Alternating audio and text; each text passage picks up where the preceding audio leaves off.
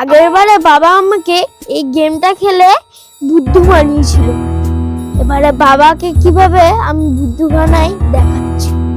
चलो भाई देखो अब मैं क्या कर। বাবা চলো আগেকার মতন রাইটিং আইডেন্টিফাই গেমটা খেলি। আচ্ছা ঠিক আছে চল। আরে হ্যাঁ, আজ যে আমি তোমাকে ধরবো তুমি বলবে। আচ্ছা ঠিক আছে।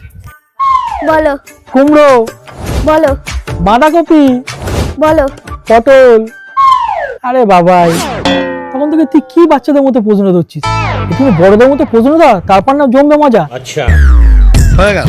ঠিক আছে, তুমি তোমার কানটা বন্ধ করো, আমি ধরছি। হ্যাঁ, এইবারে তো জমবে মজা।